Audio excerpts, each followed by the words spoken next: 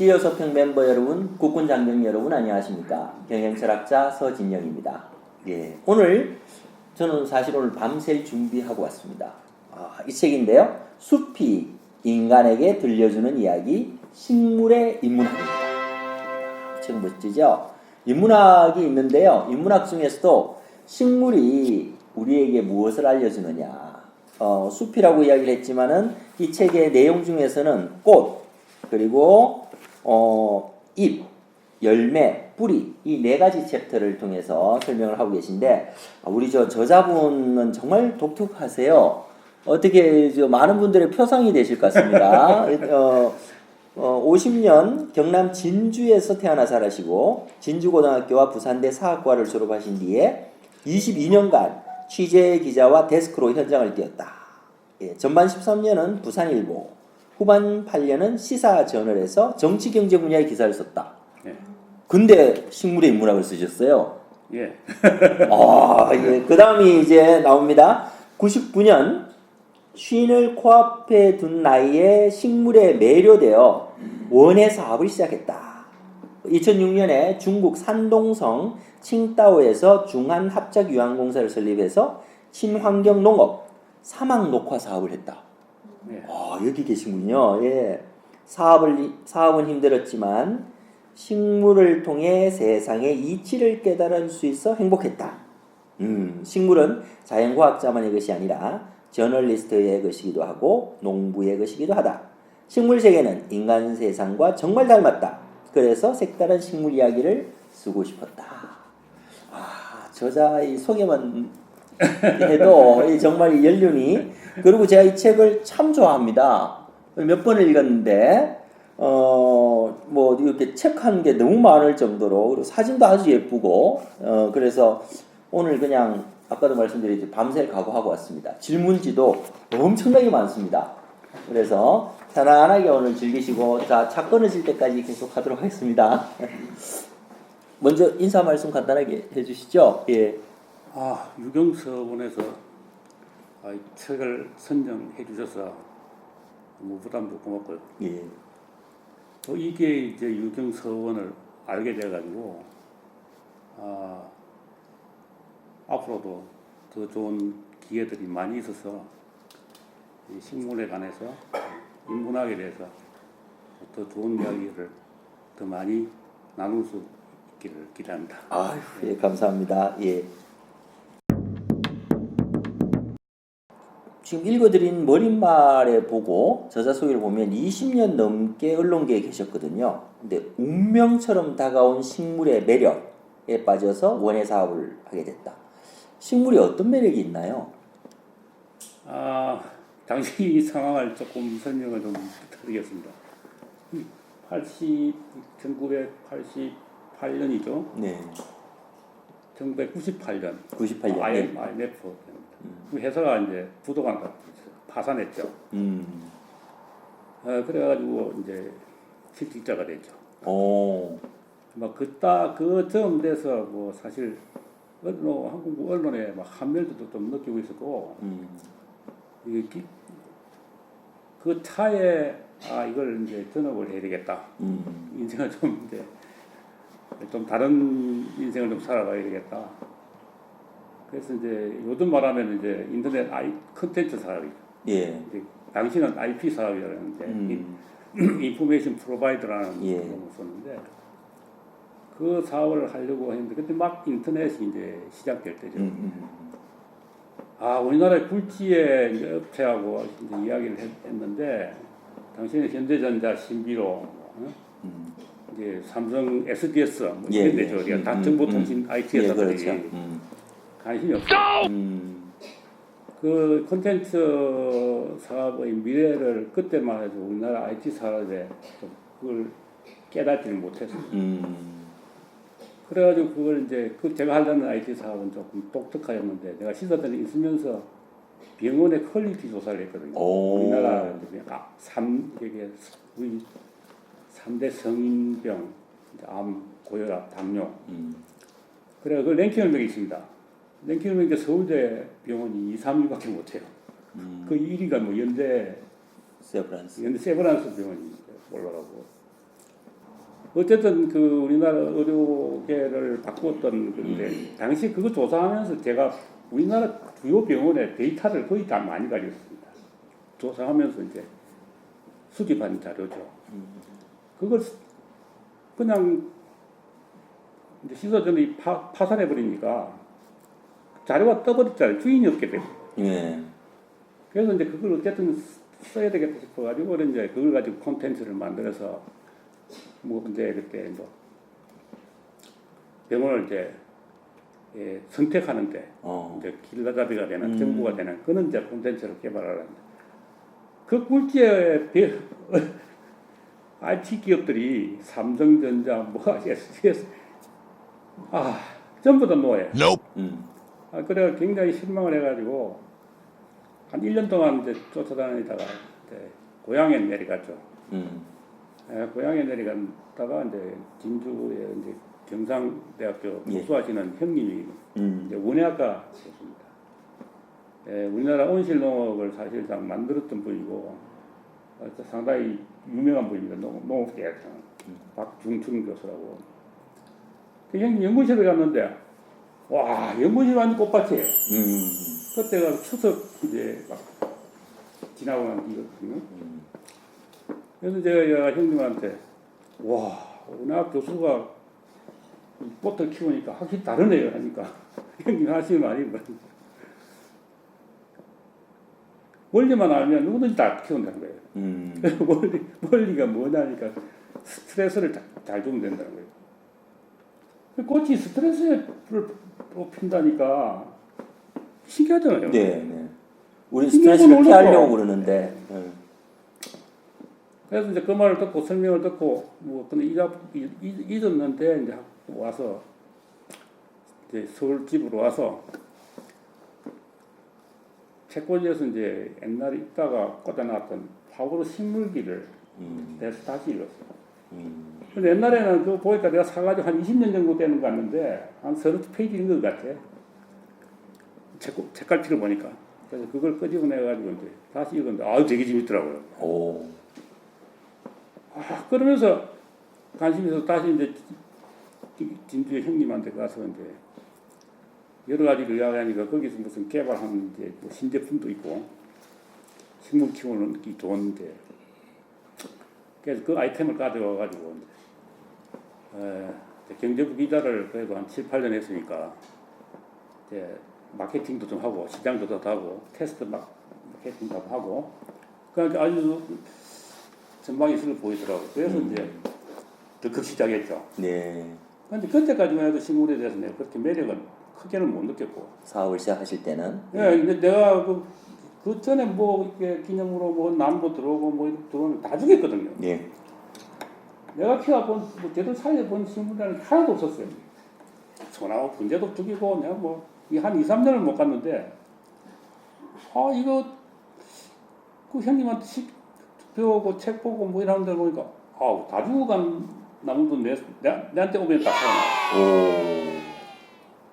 너무너무 신기한 거예요 이게. 그래가지고 이제 완전히 빠져버렸죠.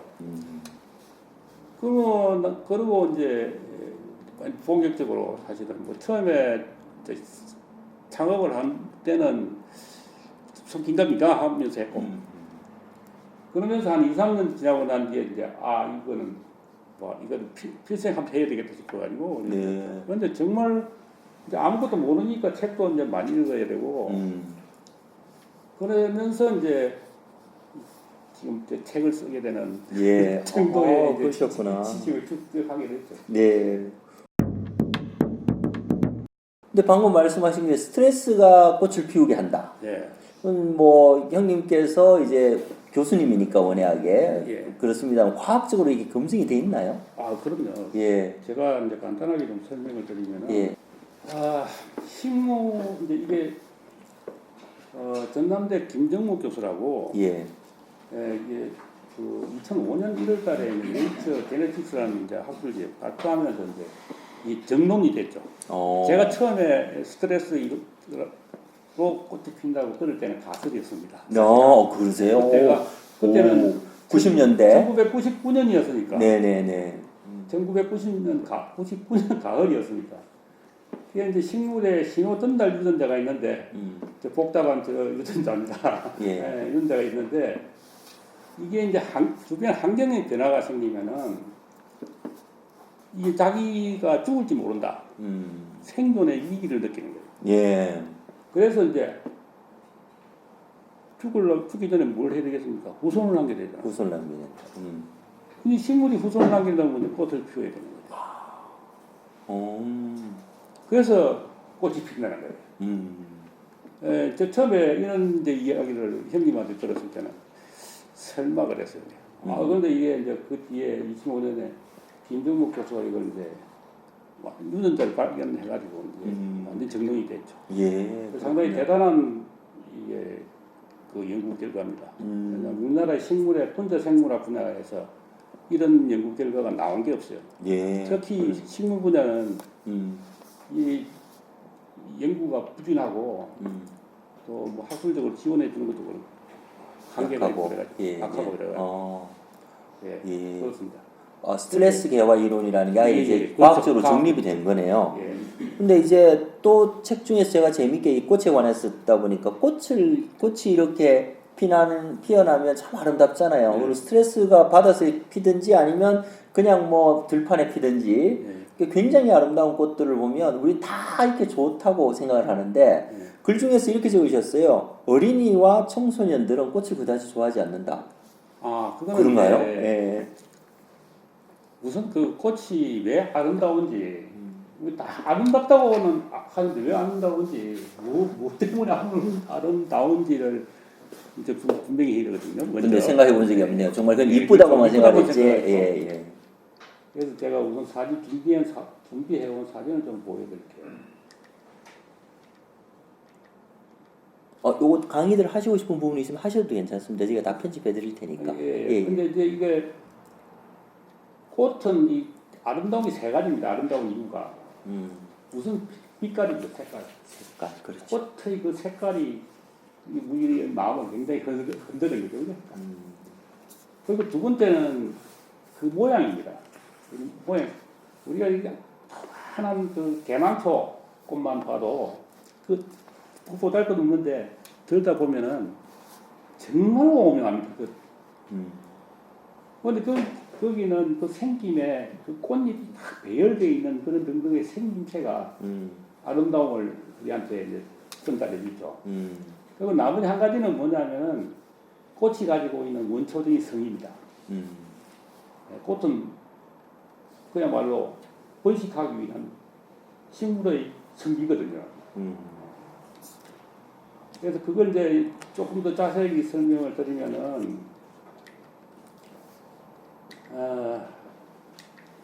이걸 다른 걸 드리지. 이걸 보색이죠.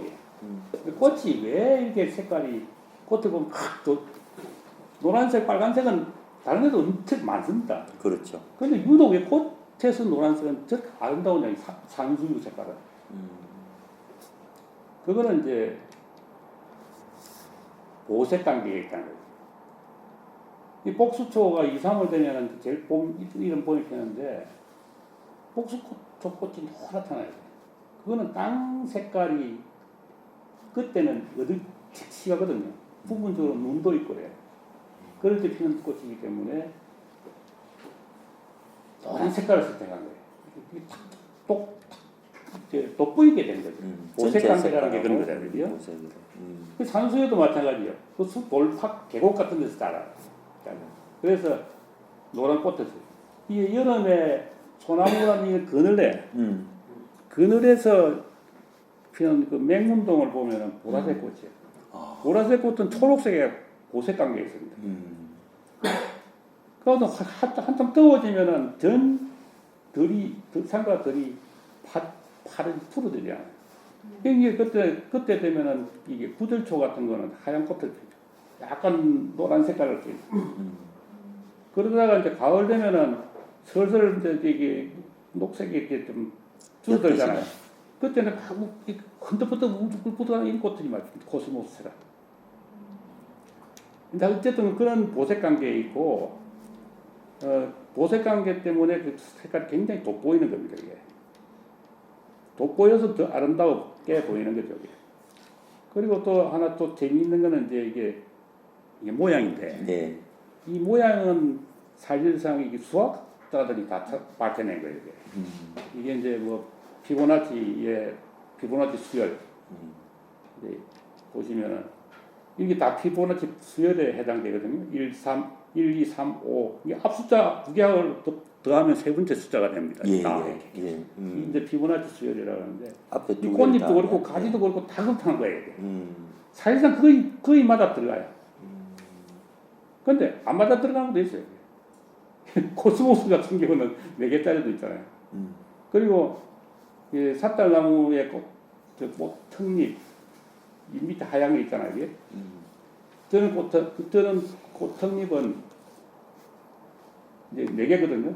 4는 피보나치 수열에 포함이 안 되잖아요. 예. 이런 경우는 토끼풀은 이제 돌연변입니다.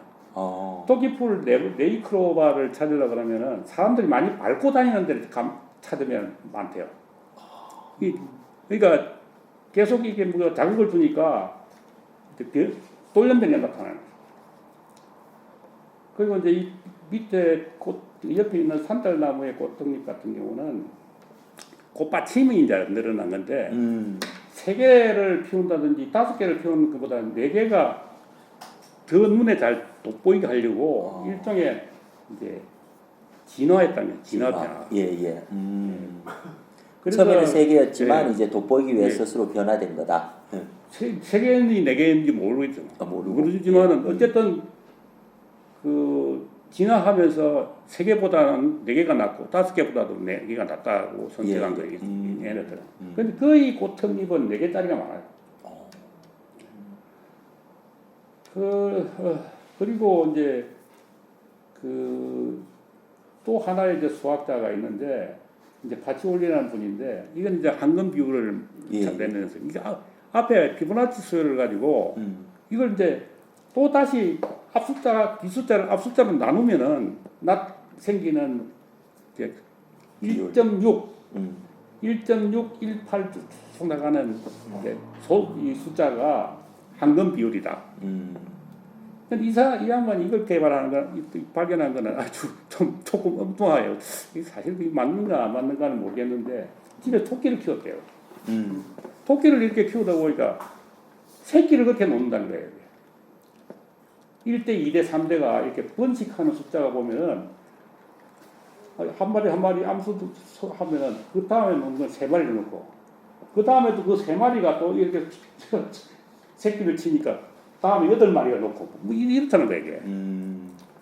그래서 그 숫자를 가지고 이제 자연계를 다 체크를 해보니까 모든 게 다 그렇다는 거예요. 자연계는. 응? 뭐 예를 들면 앵무 조개, 뭐 장미꽃, 뭐 이게 그 아스트라, 이 파르테논도 그렇고 무슨 비너스도 그렇고 다 그렇다는 거예요.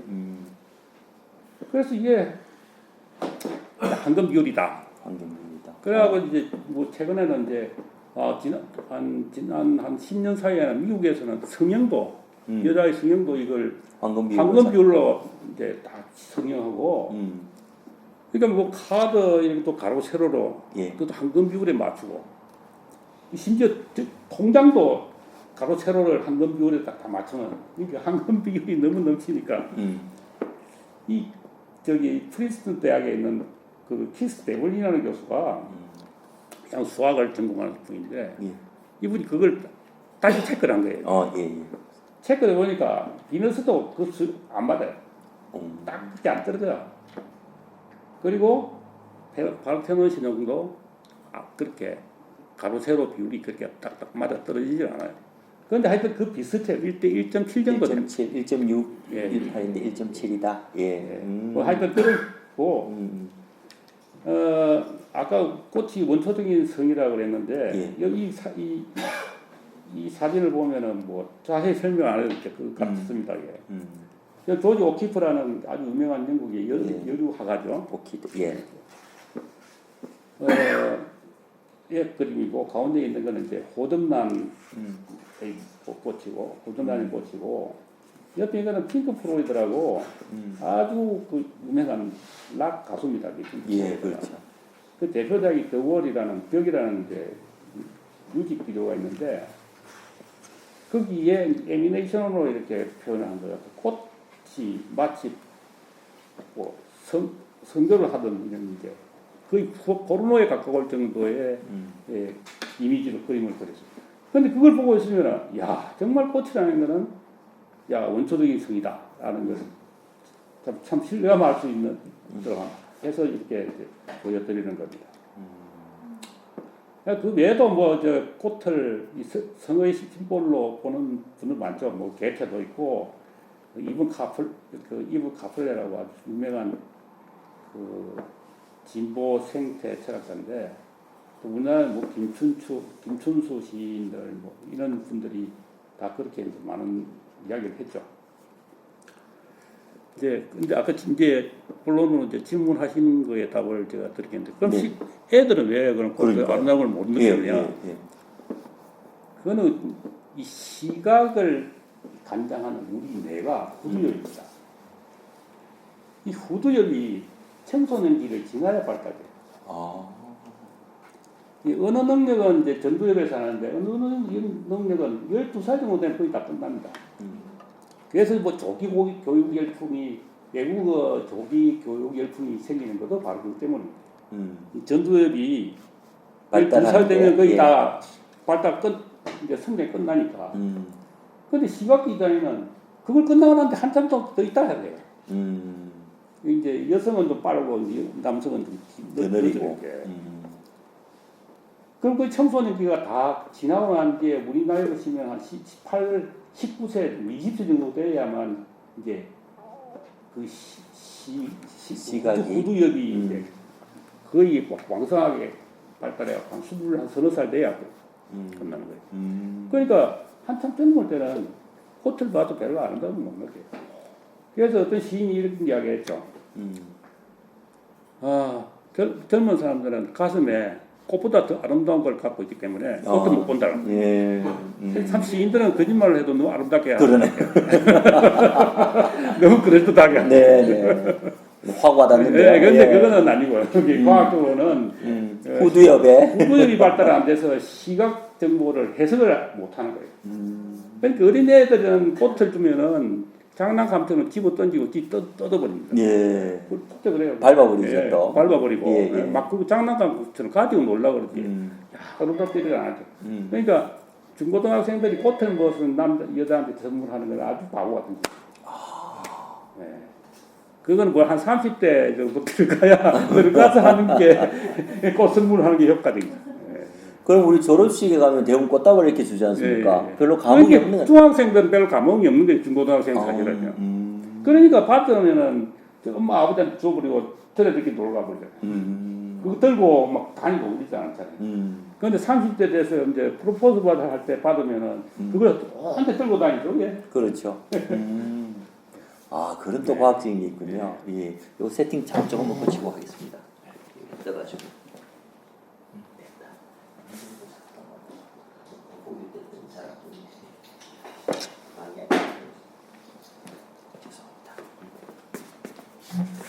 야, 그러면 졸업식에는 지금은 이제 그냥 꽃다발 말고 저기 저 장난감 갖다 줘야 되겠네요.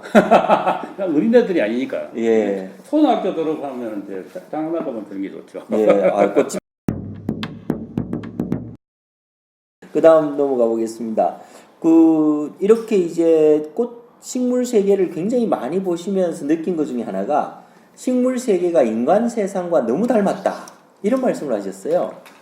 정말 인간 세상하고 닮았다는 게 우리가 볼 때는 식물을 움직이지 않고 그냥 혼자 살고 이런 생각을 하는데 어떤 면에서 인간 세상과 닮았다고 느끼시는지요? 이거는 좀 조금 복잡한 이야기라서 예. 이걸 PPT를 좀 보면서 그러죠. 이게 뇌의 시신경이 후두엽이 뒤쪽에 있는 거죠. 이 부분에 눈동자가 있거든요.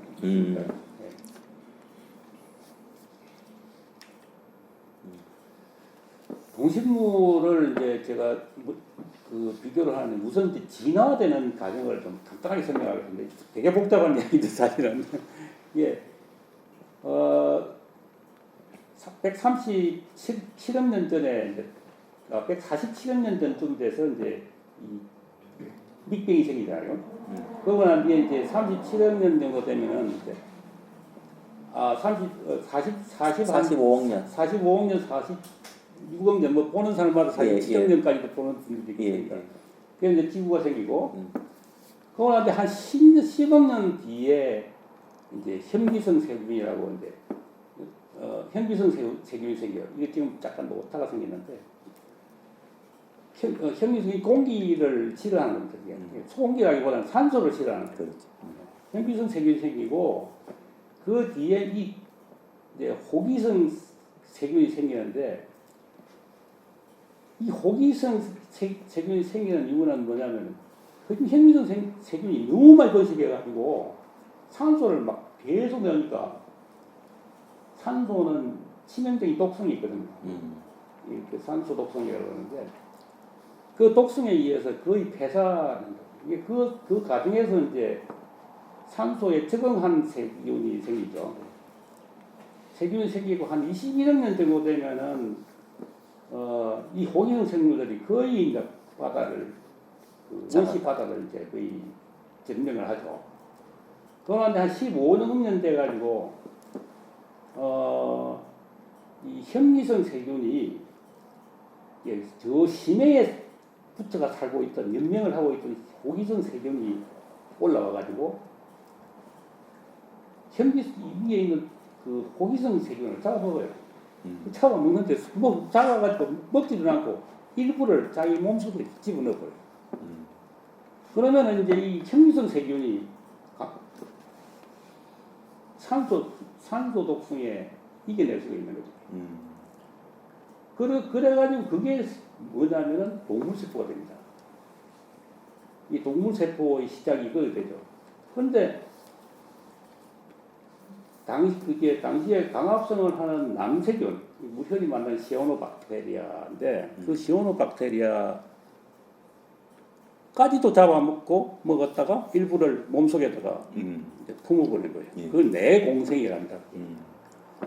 그러면서 이제 그 식물이 생기는 거거든요. 근데 이런 과정을, 일련의 과정을 보면은 동물이나 식물이나 같은 조상입니다. 사실은. 그러니까 지구상에 있는 모든 동식물이 따지고 올라가면 같은 조상이거든요.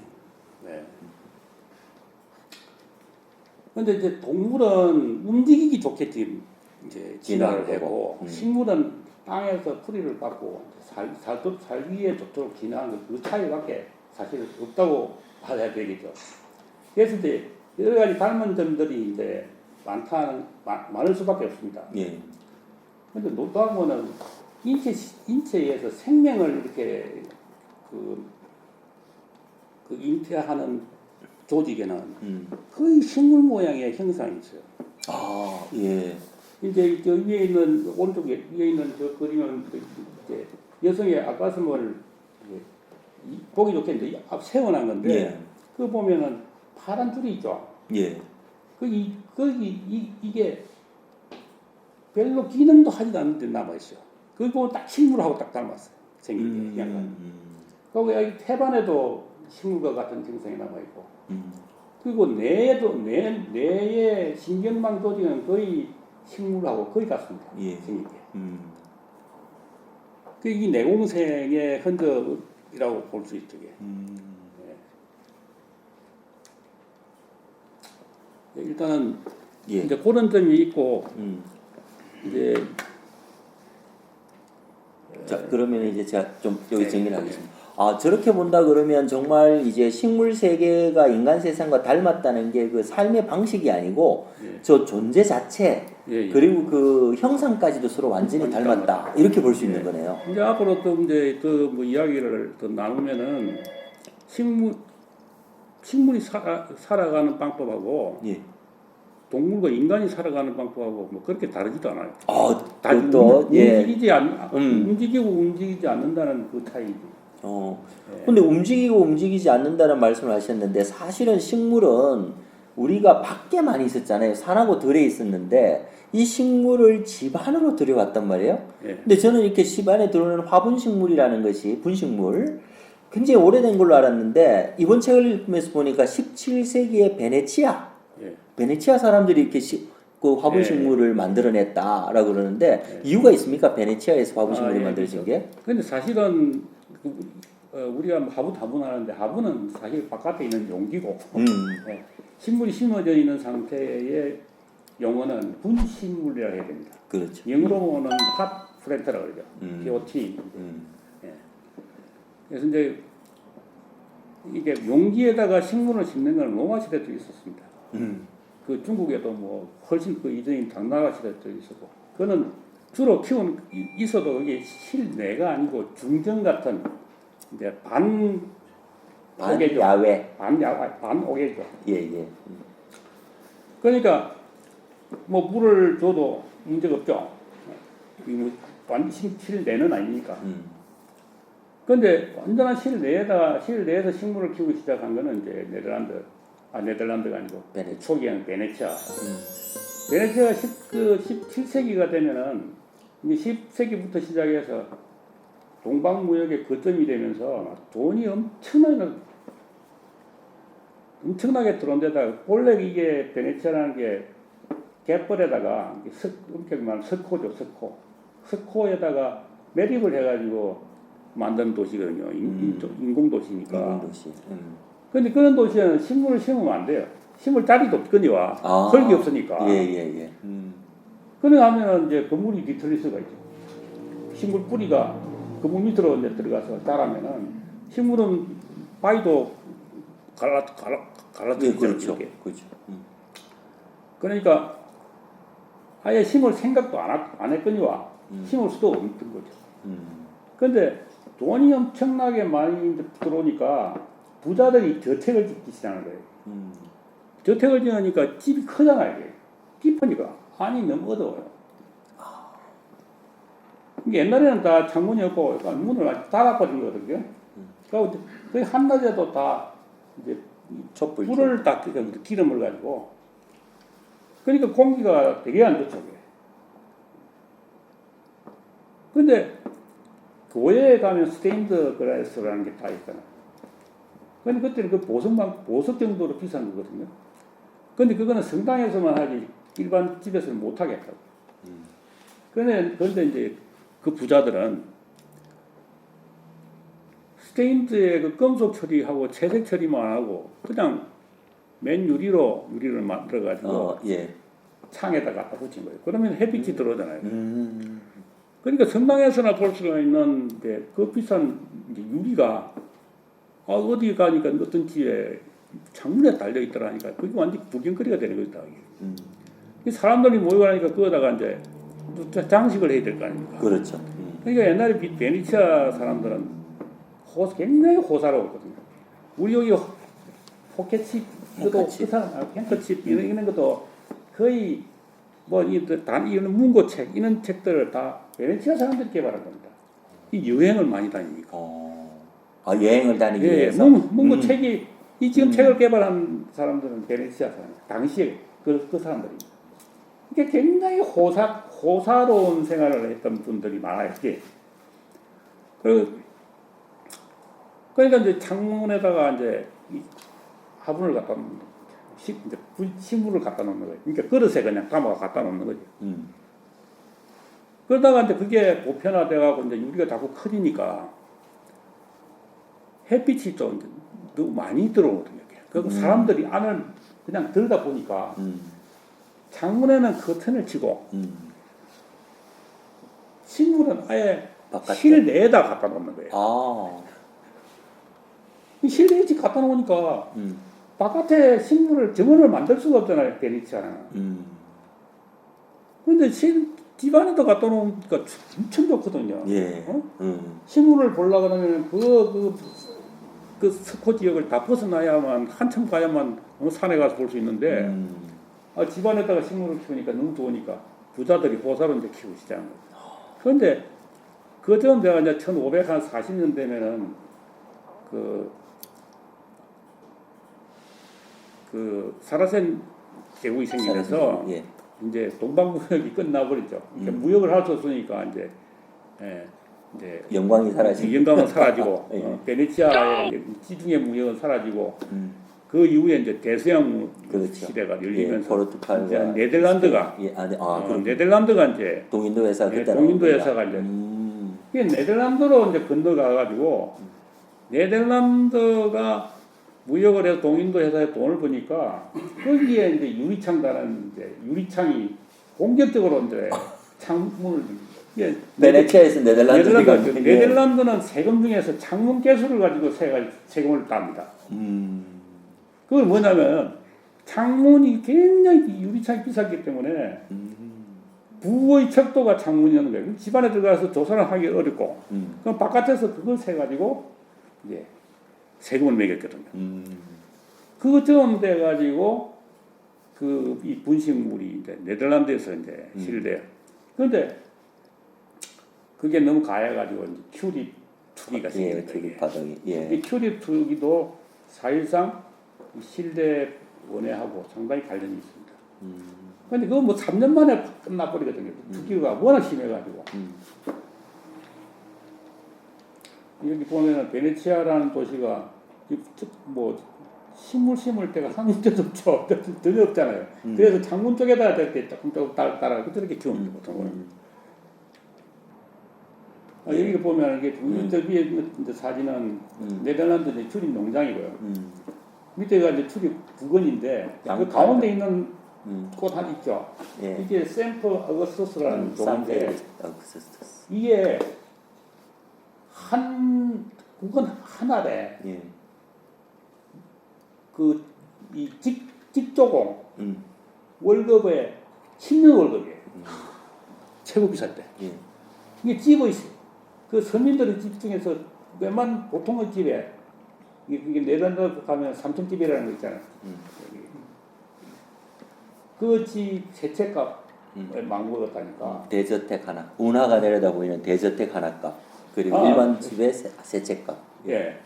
그러니까 이게 투기가 얼마나 심했던지 딱 3년 만에 거품이 꺼지면서 네덜란드 경제 자체가 완전히 내려앉아 버렸어요. 그래서 사실상 그때부터 또 실내에서 식물을 키우는 것은 없어졌습니다. 그러다가 1902차 대전이 끝나고 1960년대 이제 프랑스에서 그 판유리 공법이 이제 개발이 되면서 이제 그때부터 이제 번지기 시작하죠. 그런데 이제 결정적인 거는 나사에서 이 실내 공기가 질이 굉장히 안 좋다는 걸 발표하고 실내 공기를 정화시키는 식물 다 50가지를 이제 발표를 하면서 이제 전 세계적으로 식물을 이제 실내에 키워야 된다는 이런 공감대. 그러니까 뭐 나사라는 데가 워낙 돈이 있는 데니까 누구도 그거에 대해서 반기를 뜨는 사람이 아무도 없죠. 그런데다가 이제 그 원예 네덜란드라든지 원예 대국들이 이제 너도 나도 이제 막 그런 쪽에다가 이제 마케팅을 하니까 굉장히 급속도로 이제 진행됐고 번지게 됐고 결정적인 거는 이제 유리 통유리 건물 그 커튼월이라는 이제 공법이죠. 서울시청 같이. 그러니까 아예 뭐 안에다가 이제 벽을 녹색 벽을 만들고 이쪽에는 이제 아마존 시애틀 본사의 스피어라는 그 안에 이제 아주 이제 그 식물원 같은 이제 공간을 만드는 이제 상황까지 왔죠. 그러니까 실내의 식물은 지금 이제 보러 보면은 사람이 사는 데는 이제 없어서는 안 되는 그런 존재가 되죠. 그러니까 아주 분식물이 발전한 건 최근에 있죠. 그리고 사실상 전 세계적으로 분식물이 이제 보편화된 거는 그건 2000년대에 들어왔습니다. 우리나라도 90년대 후반부터 시작해서 보통 사람 일반 사람 집에서 이제 뭐 집안에다가 장식물 겸해서 이제 데코레이션 하기 위해서라도 이제 막 집 넣죠. 근데 그 요즘 말씀하셨듯이 베네치아에서 네덜란드를 거쳐서 이제 나사가 네. 실내에서 식물을 키우는 것이 공기 정화에 엄청나게 좋다, 몸에 좋다 이러면서 이제 실내 원예가 동서양에서 어디 가나 이렇게 가정하고 사무실에서 많이 기르게 되었는데요. 이렇게 애완견, 인테리어에 이어서 이제 실내 원예 이게 또 다른 장르로 이렇게 떠오르고 있는 것 같은데, 그럴 가치가 어느 정도 있다고 생각하십니까? 우선 이제 실내 원에는 이제 그 외관적으로 보면은 인테리어 효과가 굉장히 강하죠. 인테리어. 우리 흔히 말하는 가성비로 보면은 식물 갖다 놓는 것만큼 싸게 먹히는 인테리어 소재는 없습니다. 지금 이 사무실에서도 화분 분식물 딱 2개가 있으니까 이쪽 벽하고 이쪽 코너 분위기가 싹 달라지죠. 근데 그 TV나 신문사의 그 카메라 기자들을 보면은 보통 인터뷰하면 나무를 배경으로 인터뷰를 합니다. 그건 시각적으로 굉장히 편해져요. 그런 게 그게 뭘 뜻하느냐면은 이제 단순히 인테리어 효과뿐만 아니고 이 이제 시각적인 효과.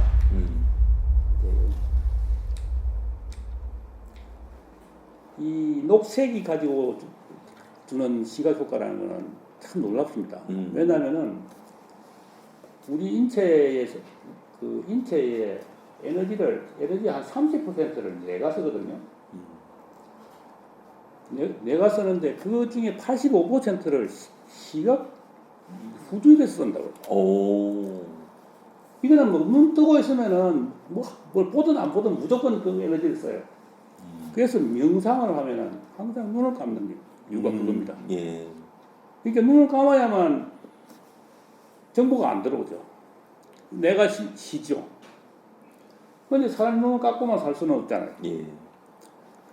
근데 그걸 대신해서 제일 좋은 방법은 녹색을 보는 거예요. 이 녹색을 보면은 뭐냐면 녹색은 빛을 다 흡수를 해버리거든요. 난반사가 없습니다. 녹색은 빛을 흡수를 하기 때문에 그래서 흡수를 해서 광합성을 하는 거죠. 예. 그래서 이 녹색은 이제 안과 의사들이 안약이라고 그러죠. 자연의 안약이라고 그러죠. 자연의 안약이다. 그래서 숲을 이렇게 보고 있으면은 나무를 이렇게 보고 있으면은 마음이 편안해지는 이유가 바로 이 녹색의 이제 녹색 효과라고 그러죠. 사람 몸엔 그리고 녹색이 없어요. 사람은 강압성을 할 수 없으니까. 예, 그 몸의 어느 부분을 봐도 녹색이 생기면 문제가 생기는 것 같아요. 그렇죠. 녹내장도 그렇고. 그렇죠. 담즙 정도가 녹색인가? 색깔이 어떤가 모르겠네요. 그 위에는 전혀 녹색이 없는 것 같아요. 예. 그럼 이제 원예 치료 실내 공기 정화. 원예 이제 효과 중에는 이제 공기 정화고 이 공기 정화 효과는 우리가 집에 한 실내 면적의 한 10% 정도만 식물을 이렇게 채우면은 실내의 그 유해 물질이 거의 기준치 이하로 떨어집니다. 이게 뭐 물질마다 다 다르기 때문에 뭐 일률적으로 이야기하지 모르지만은 거의 기준치 이하로 떨어지고 실내의 습도는 한 10% 올라요. 그리고 겨울철 되면은 온도도 한 2, 3도 오릅니다. 반대네요. 예. 예, 이유가 있나요? 여름에 시원한 건 알겠어요. 왜냐하면 계속 이렇게 그 수분을 뽑아내니까. 식물이 이제 겨울이 되면 난방을 하잖아요. 네. 실내에. 실내에 난방을 하면은 얘네들이 이제 빨아올리는 그 수분을 예. 계속 내면서 일종의 뭐랄까 정산 작용에 의해서 실내 온도도 같이 올라가는 겁니다. 예. 그래서 오히려 그 난방 효과까지 있다는 그런 이제 그 연구 결과도 있습니다. 예. 그리고 이제 우리 이제 원예 치료 효과라는 게 이제 많이 알려져 있죠. 이제 요즘 장애 시설에도 이제 하고 이제 요양원의 어르신들한테도 이 근골계 그러니까 근육하고 뼈 운동이 들었다 나왔다 물 주고 뭐 어디겠죠. 이런 것들이 이제 그 노약자들한테는 상당히 많은 이제 도움이 되죠. 오. 예, 일부러 뭐 운동하러 안 다녀도 예. 예, 그런 효과가 있습니다. 그런 게 네. 있군요. 아까 그 그림 하나 더 있던 그거는 이거는 옛날에 지금은 나중 좀 이따 이거는 감자 얘기 좀 이따 나오네. 이야기. 예. 알겠습니다. 여기가 그전에는 이제 이게 이 실내 원의 효과, 실내 원의 이제 인테리어 효과, 그 위에 이제 아파트 거실 같은데 이 정도 놓으면은 아까 10% 그때 효과. 10% 정도를 채우면은 이 효과가 있다는 거죠. 근데 저 정도 놓으면은 물을 어떻게 물을 줄 때는 예. 화장실에 가져가서 이 아파트 경우에는 예. 베란다에 나가든지 물을 줄 때는 흠뻑 줘야 됩니다. 흠뻑 주고 물이 마르면 물을 줘야 돼요. 우리는 이제 1월 되면 한꺼번에 확 주는데 예, 어떤 그렇죠. 화분은 크고 어떤 화분은 작고 네. 어떤 화분은 입이 많고 어떤 화분은 입이 작은데도 불구하고 막 집사람은 그냥 그렇죠. 줄 때 다 줘야지 줄 때. 절대 그걸 주면 안 되는 거예요. 그러니까 화분 하나하나가 마를 때 줘야 돼요. 그럼 마르는 그 기준이 뭐냐? 표토가 마르는 거예요. 겉흙이. 그 흙이 마르면은 거의 바싹 말라요. 겉은 말라도 밑에는 아직 습기가 있습니다. 그렇죠. 그러니까 그 정도 거의 바싹 마를 정도 될 때 물을 주면은 그러니까 물을 마르지 않고 자꾸 물을 주면은 뿌리가 안 자라요. 물이 늘 있으니까. 예, 스트레스가 없는 거지. 그런 스트레스를 감지 않습니다. 그럼 강력사 네. 계속 틀리고 물이 있습니다. 물이 없으면은 물을 찾기 위해서 뿌리를 넣는 거예요. 음. 그런데 물을 자꾸 주면은 가만히 있는 데다가 물이 차이면은 산소 공급이 안 돼요. 물이 마르면서 자꾸 공기를 빨아들여거든요. 아, 예. 빨려 들어갈 때 그때 공기가 뿌리까지 전달이 돼야 되는데 이게 전달이 안 되는 거예요. 물이 칵 차 있으면은. 그럼 그거 썩어버리는 거예요. 세균이 들어간다든지 이러면 그냥 썩어. 그래서 식물은 적당하게 게을러야 됩니다. 그리고 무엇보다 관찰해야 돼요. 자본이 그게 막 조급하면은 나중에 말씀드리겠습니다만 어쨌든 아까 질문한 게 저기 그 물 줄 때 예. 그 화장실 가서 듬뿍 줘야 된다. 예, 듬뿍 주고. 근데 이제 저걸 계속 물을 주기가 굉장히 힘들지 않습니까? 그러니까 실내에서 식물을 키우기 힘들죠. 예. 그래서 제가 권하는 게 뭐냐면 구멍을 막아버리라는 거예요. 물 막으면은 보통 물 주는 것보다는 3번 줄 때 한 번만 주면 됩니다. 그때 왜냐면 듬뿍 물 주나요? 주면 밑에 꽉 차 있잖아요. 구멍이 없으면 나가지 못하니까. 그럼 이게 서서히 다시 위에 한쪽에 위쪽으로 말라 있는 부분으로 삼투압위에서 젖어 올라갑니다. 예, 수분이. 예, 그럼 하고 나면 흙이 고루 젖죠. 고루 젖으면 뿌리가 전체적으로 고루 자랍니다. 그러니까 물구멍이 없는 화분에서 키우면은 땅에서 자라는 것처럼 뿌리가 밑으로 꺼져요. 근데 물구멍이 있는 화분에서 키우면은 뿌리가 전부 다 바깥으로 빙빙 돌죠. 감습니다. 안에는 물이 안 들어가니까 돌덩어리처럼 묻어버리죠. 그럼 그때는 물을 줘도 잘 들어가질 않아요. 밑으로 빠져나가 버리지. 그러니까 물을 주면은 물은 흙을 통과하려면은 하긴 삼톱을 다 통과를 해야 되잖아요. 시간이 굉장히 많이 걸리죠. 그 대신 화분 내벽을 타면은 굉장히 쉽게 내려가잖아요. 그래서 물은 전부 다 외벽을 타서 내려가기 때문에 뿌리가 전부 다 밖으로 나와서 칭칭 감는 거예요.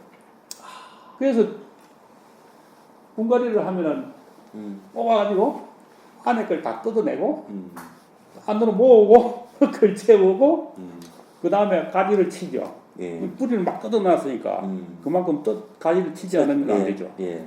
이게 그런 악순환을 하고 있는 거예요. 그러니까 물구멍을 막아버리면은 아주 편안하게 물을 흘러도 밑에 물바지가 없어도 되니까 깨끗하죠.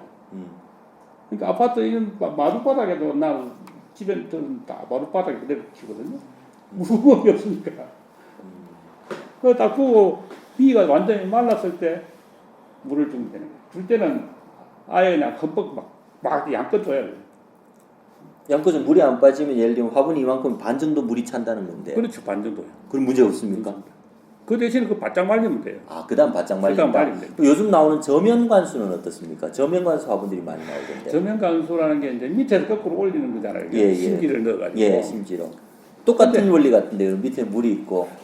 그런데 그거는 근본적으로 말릴 수가 없습니다. 아, 밑에 항상 물이 있거든요. 음, 물이 작게 올라온다는 것 뿐이지 항상 젖어 밑에 있으니까. 묶여 있기 때문에 제가 말하는 대로 게으르 빠져가지고 뿌리를 안 된다고. 음, 그거는 틀림없이 처음에는 잘 자랍니다. 조금 있으면 팍 가버립니다. 저면간수 방법은 식물 키우는 데는 저 실내에서 분화를 키우는 데는 안 맞는 방법이에요. 그거는 차라리 오히려 저 육묘장 같은 데서 굉장히 절제된 물을 공급을 하고 이제 식물을 키울 필요가 있을 때 사용하는 것이지 그걸 일반의 가정집에서 분식물에다가 그걸 적용한다는 것은 제가 보기에는 아주 잘못된 거예요. 그거 만약에 그걸 한다면은 누군가가 굉장히 철저하게 관리를 해줘야 돼요. 전문가가. 예. 물을 완전히 다 마를 때까지 전면 간수통에다 물을 안 넣어줘야 되는 거죠. 오, 네, 한 번씩 완전히 완전히 말려. 그런데 그걸 일반 가정에서 그 하기 어렵죠. 인천공항 제1터미널이 인천공항 제1터미널이 에버랜드에서 관리를 했습니다. 딱 짓자마자 그 실내 식물을 분식물을 그 이중분을 해가지고 이중분을 해서 밑에서 전면 간수를 했죠. 예. 그건 에버랜드에 아주 전문가들이 하니까 그 10년을 거기에 목창을 아름답게 키웠죠.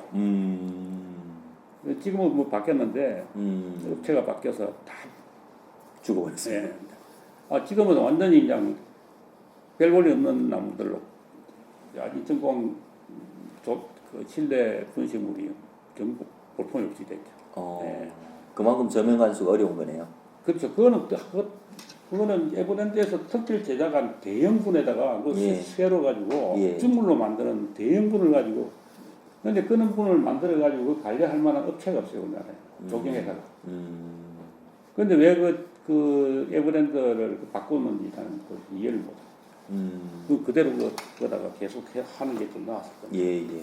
그러면 아까 말씀하셨듯이 이제 구멍이 없는 화분에는 반 정도가 물이 찰 정도로 듬뿍 주고 그 다음에는 이제 이게 다 빠져나오려면 겨울에는 거의 한 달 넘게. 그렇습니다. 아, 그래요? 왜 그러냐면은 물받침이 없기 때문에 예. 마룻바닥에 그대로 있거든요. 예. 이 난방을 하면은 그 열이 전달돼 가지고 완전히 깨는 엄청나게 잘 자랍니다. 이거는 햇빛에서 뭐 없어가지고 웃자라는 그런 상황이 아니고 뿌리가 온도를 감지를 하고 물을 빨아올리는 거거든요. 예. 얘는 뭐 한여름인 줄 알죠. 한여름인 줄 알아요. 겨울에 난방을 하면은 얘 한 번만 금방금방 자라는 거고 식물이 시프해져 버립니다. 근데 난방을 하니까 그 안이 따뜻하잖아요. 예. 계속 생산하고 물을 여름보다도 더 자주 써야 됩니다. 오히려 난방을 난방 하면. 때문에. 그러니까 겨울에 실내 습도 조절이라는 이런 게 하면 굉장히 좋아요. 제가 예를 들면은 이 정도의 분식물을 한 5개 정도를 집에서 키워본 적이 있었는데 일주일에 3다수 2리터짜리 이 물병 3개를 줬어요. 매주. 여러분들 초음파 그 가습기보다도 훨씬 더 많은 물을 날립니다. 뭐 예를 들면 이제 연구 결과를 보면은 그 아주 잘 자란 은행나무 있잖아요. 이 은행나무 같은 경우는 하루에 20리터씩의 물을 정산한다고 그러거든요. 식물이 수분을 배출하는 그 정산량이라는 거는 우리가 상상할 수 없었던 겁니다. 예. 그게 구름을 만들어서 비를 내리게 하잖아요. 그렇죠. 그걸 생각하면 됩니다. 야, 정말 재밌는 그 실제적인 그 원해에 대해서도 들으니까 상당히 재밌습니다. 이건 학교에서 안 배워주는 겁니다. 집에서 한번 꼭 화분을 화분 구멍 없는 화분 한번 키워보시기 바랍니다. 요즘 인터넷에서 의외로 많이 팝니다. 유럽식 화분이라고 해서 많이 팔더라고요. 그 거의 내분 이중분이죠. 이중분 방식입니다. 근데 이중분을 할 필요가 없습니다. 이중분 할 필요 없고 이중분은 결국은 이제 그 저면 저면 간수 간수. 간수의 원리거든요. 예, 예. 그거는 좋은 방법이 아니에요. 아니요, 토분인데 그냥 그 구멍 없는 토분들이 꽤 많이 나오고 근데 있습니다. 토분은 집안에서 들여놓으면은 문제가 많아요. 아, 토분은 왜냐면, 예, 예. 왜냐면 물이 습기가 배어 나오기 때문에 예, 예. 이 놓으면 이제 시퍼렇게 이게 이끼가 이끼가 끼죠. 생겨서 예, 예. 아주 보기 싫어집니다. 여기 토분은 근본적으로 그 실외분이에요. 아, 그렇습니까 또. 근데 오히려 요즘은 이제 그걸 멋으로 음. 이제 그 오히려 더 자연스럽고 그러니까 그걸 멋으로 이제 쓰는 이제 인테리어 그 디자이너들이 있어요. 아, 또 그렇게 예. 또 역으로 이용하는 예, 경우도 그래가지고 있군요. 그걸 이제 그 주로 끄는 사람들은 이제 선인장, 이게 아주 큰 선인장 같은 거 이런 걸 좀 기괴하게 생긴 끄는 것들을 예. 그 심어가지고 이제 카페 같은데 이런데 이제 인테리어 효과를 내는 친구도 있지만 근본적으로 토분은 실내에서 사용하는. 저는 토분에다 남천을 심어가지고 지금 실내에다 뒀는데. 예, 뭐 그런 괜찮긴 괜찮은데요. 예. 이제 오래되면 이제 분이 이제 좀 지저분해지는. 예, 지저분해지면 밖으로 옮기는 걸로. 뭐 지저분해도 왜 이게 그 잘 관리를 하면은 또 나름대로 아름답습니다. 예, 한번 시도해 보겠습니다. 예. 그 조금 경제 얘기로 넘어가겠습니다. 이 식물에서 경제가 연결되는 것이 사실은 그 감자 얘기더라고요. 예. 우리가 이제 감자라 그러면은 구황식물이다 이런 그렇죠. 생각만 하게 되는데 감자가 세계사를 바꾸었다 이런 말씀을 해주셨어요. 조금 설명 부탁드리겠습니다. 이게 1530년대 되면은 이제 콜럼버스가 죽고 한 30년 뒤입니다. 이게 콜럼버스가 그 아메리카 대륙을 이제 발견한 걸 치면 한 40년 뒤거든.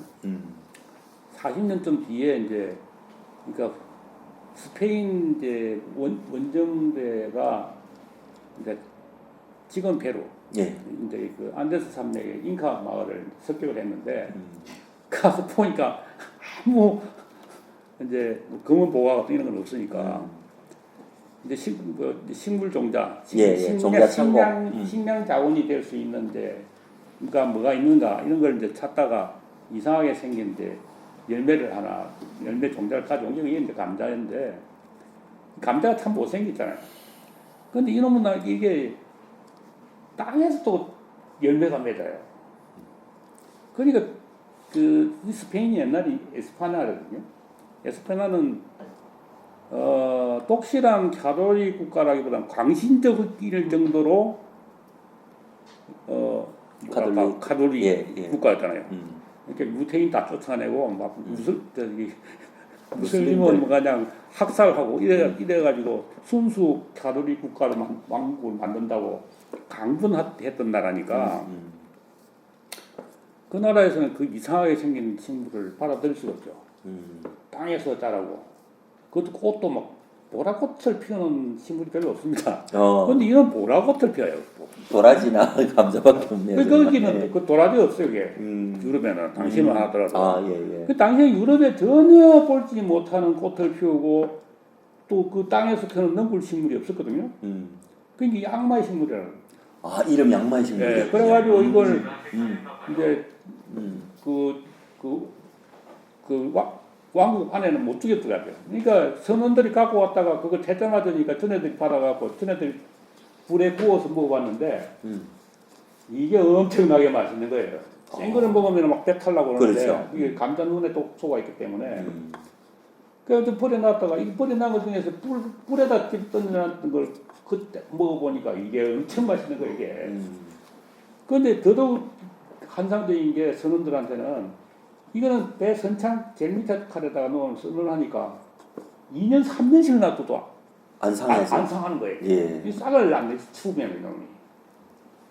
그러니까 항해하는 데에 식량으로서는 막 최고인 거예요.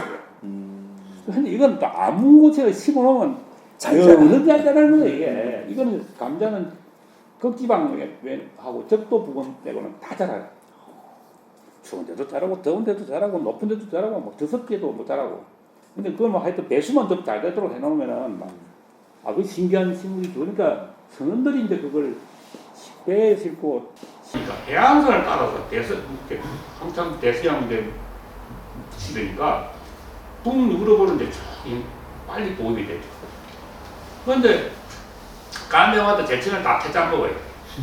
이게 다 선원들이 못 사는 사람들이 먹게 되죠.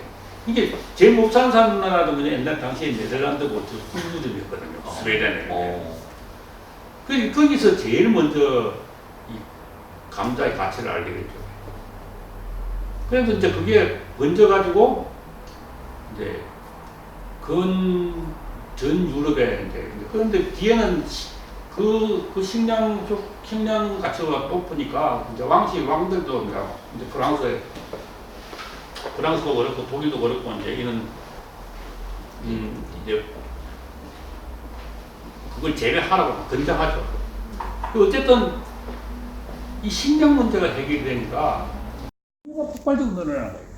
북유럽에. 옛날에는 유럽은 다 남쪽에만 이제 발달돼서 북쪽은 다 미개국이거든요. 그래서 이제 북쪽에서 인구가 늘어나고 이제 국가가 이제 강력한 왕국들이 이제 출현하니까 유럽이 이제 꿈틀거리기 시작하는 거예요. 그래서 특히 이제 네덜란드가 그 동인도 회사를 거점으로 해가지고 무역을 해서 떼돈을 버니까 너도 나도 그거 이제 참여하게 돼요. 결국은 그게 대항해 시대 이후에 서구 열강들의 아시아 진출의 기반이 되는 거지. 그런데 뭐 감자가 그뿐만이 아니고 아일랜드에서는 막 기근을 일으키고 왜냐하면 감자만 매일 막 계속 농사를 지으니까 근 100년 동안에.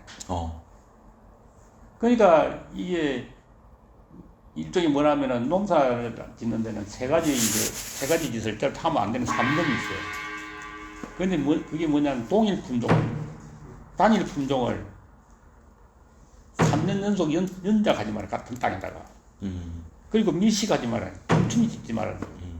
이 세 가지는 하면 안 돼, 그게.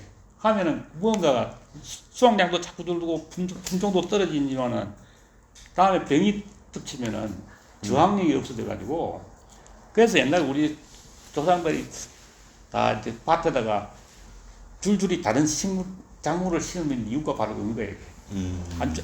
한쪽 고랑은 고구마 심고 한쪽에는 감자 심고 한쪽에는 또 뭐 강낭콩 심고 다 이렇게 심는 이유가 많은 다양한 품종을 심어야 그 땅이 건강해지거든요. 그런데 이제 이 아일랜드 사람들은 그런 걸 몰랐죠. 농사라는 건 사실 농사는 감자 농사를 처음 지어요.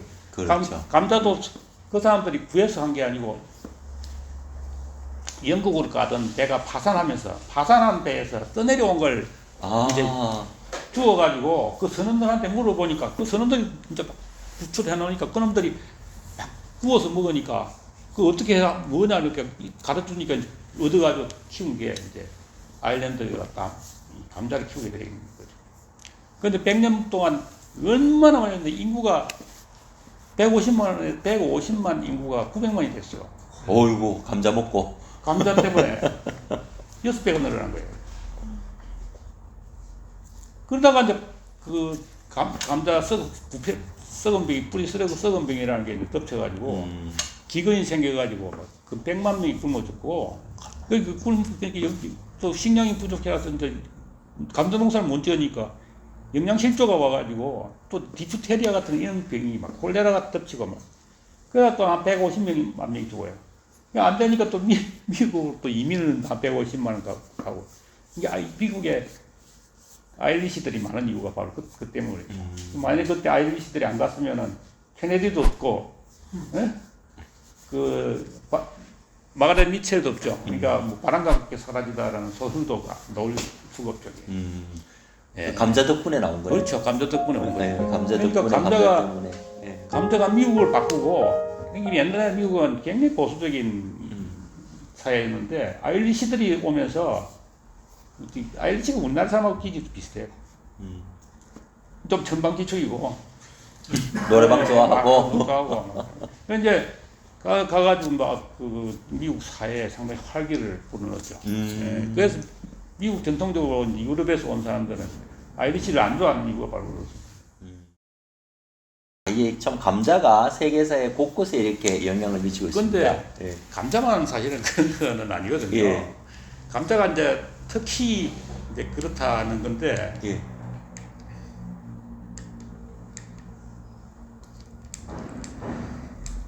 우리 지금 식탁에 올라오는 식품의 대부분은 다 거의 외국에서 들어온 거예요. 예. 쌀은 인도에서 왔고요. 쌀은 청주가 한국의 청주가 발원지입니다. 이거 최근에 학술적으로 연구됐어요. 청주 무슨 린가 거기가 쌀의 그 진원지로 학술적 연구가 나왔습니다. 그런가요? 예. 최근에 나왔습니다. 지금 세계적으로는 쌀은 뭐 인도가 이제 원산지로 돼 있고 뭐 예를 들면 배추는 산동석이고 같은 거. 뭐 사실 우리나라 땅에서 여기 이걸 보면은 원산지가 예. 오이, 망고, 오렌지, 쌀은 저기 인도네시아하고 저 밑에 쪽이죠. 예, 동남아 쪽. 동남아 쪽이죠. 저 콩하고 코코아, 옥수수, 해바라기는 멕시코 중미 쪽이고, 감자 뭐 이런 건 또 이제 남미 쪽이고. 그러니까 저는 재배 식물들은 거의 다 식민지 시대에 약탈풍으로 다 가져와서 전 세계로 유럽으로 퍼졌구나. 건너가거나 미국으로 가거나 갔다가 다시 이제 전 세계로 퍼지는 개량돼 가지고 그렇죠. 이게 뭐 저쪽에 옥수수는 원래는 강아지 풀같이 생겼었어요. 그러니까 이 알갱이가 없었어요 옛날에. 예. 근데 그걸 가져와 가지고 이제 자꾸 육종을 해서 그 알갱이가 톡톡 떼먹으니까 맛있으니까 그걸 자꾸 키운 거죠. 예. 뭐 예를 들면 당근은 옛날에 독약이었죠. 예. 2년생짜리거든요. 사약을 만드는. 예. 원래 이제 2년생짜리인데 이제 독이 생기기 전에 빨리 성장하도록 해가지고 프랑스에 있는 육종학교가 1년 단년생으로 만들어가지고 맛있는 이제 오늘날의 당근이 됐죠. 그거는 원래 중동이에요, 그게 당근은. 원래 그 원산지는.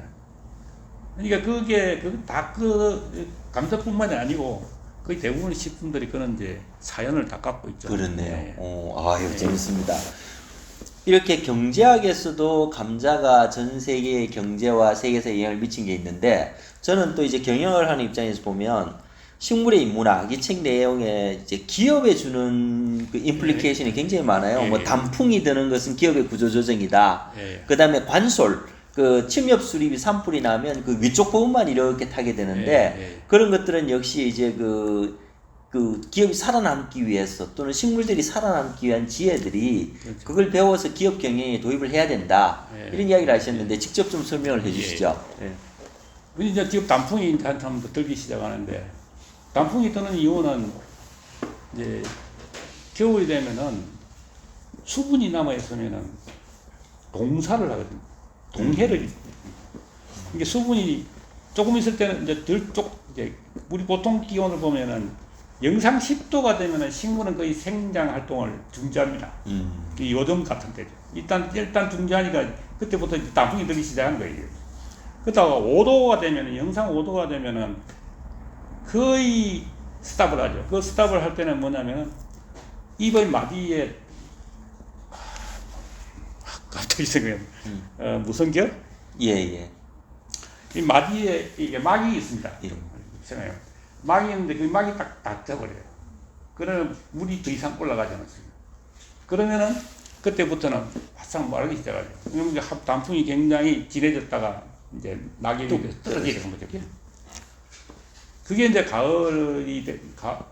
그 단풍이 뜨는 이제 이유고 가등인데 결국은 냉해 안 들기 위해서 스탑했다가 이제 동해를 일으키지 않기 위해서 물을 완전히 빼고 말려버리는 거죠. 근데 식물은 봄 되면 이제 싹을 내고 여름에 햇빛 많을 때 가갑성을 많이 하기 위해서 막 가지하고 잎을 엄청나게 냅니다. 그러면 요만했던 게 이렇게 되죠. 겨울에 요 앙상했던 게 그 다음에 여름 되면 막 봄 되면 이렇게 됐다고 이렇게 되잖아요. 예? 그럼 이건 가성자예요, 가성자. 그럼 이걸 적절하게 사람은 보통 이제 자기가 정원수 같으면 사람이 이제 가지를 쳐주죠. 예. 근데 그 산에 있는 나무는 그걸 할 수가 없어요. 누가 해줍니까? 그러니까 그때는 친구들은 뭘 이용하냐면 겨울에 불어 닥치는 겨울에 북풍을 이용하는 거예요. 바삭 말려가지고 막 흔들리면 뚝뚝뚝뚝 뽑아졌더만 가지가. 스스로 바람을 이용하는 거죠. 그런데 주목해야 될 거는 딱 부러지는 거 보면 다 부실한 것들이에요. 부실한 것들.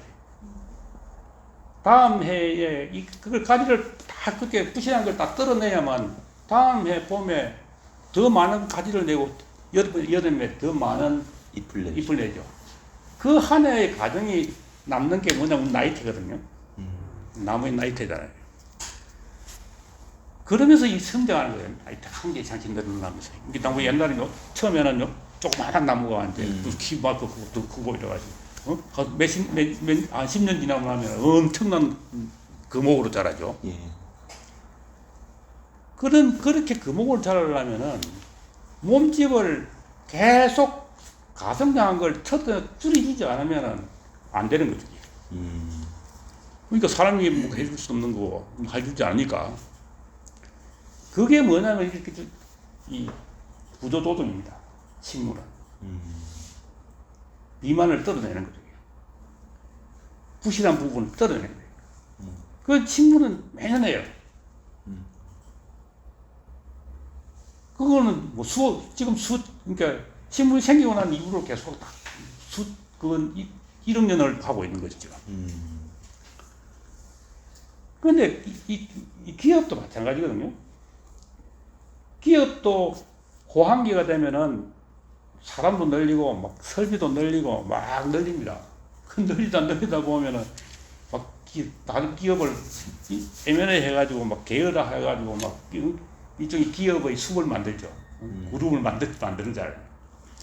그러다가 불황이 오면은 그때부터 막 이제 구조조정한다고 막 집단 배고시키고 막 이제 팔고 이러거든요.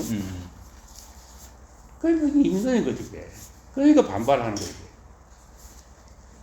그러니까 CEO들은 미리 해야 돼요, 미리.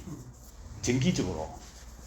그걸 누가 하라 그랬습니까? 잭 웰치. 정기적으로 해야 잭 된다. 웰치의 경영술이라는 거는 잭 웰치 경영의 달인이라는 평가와 함께 노동자의 도살자라는 중성자탄이라는 혹평까지 이제 별명을 갖고 있는데 어쨌든 그 잭 웰치가 그 지위를 살리는 걸 보면은 그 사람은 1년에 건 한 서너 번을 구조조정을. 근데 냉혹하게 구조조정을 절대로 안 합니다. 기회를 주거든요. 한두 번을. 당신이 이 부분에서는 잘 못하니까 당신이 어떤 부분에 가서 하면 잘하겠느냐. 잘하겠다 하면 해줍니다, 그게. 나는 그만 이 실속에서 갈라갈래라는 퇴직금도 얹어갖고 내보냈죠. 그건 냉혹하게 구조조정을 그렇게 안 했습니다, 그게 사실은. 그게 딱 식물이 하는 거하고 똑같아요. 식물이 막 흔들어서 안 떨어지고 살면은 내년에 진짜 자기 몸집이 되는 거죠, 가지가. 근데 바람에 못 일기 정도 되면은 빨리 떨어내고 뭐 냉혹하게 떨어져 놔둬보는 거죠. 그래서 이제 저는 이제 이 CEO들이 그에게 하고 싶은 이야기는 그래요. 구조조정을 탁불한 게 다쳐 그렇게 하지 말라는 거예요, 제발로. 매년 딱 정해놓고 그것도 노사가 기준을 잘 나갈 때는 합의가 잘 돼요. 호황기 때는.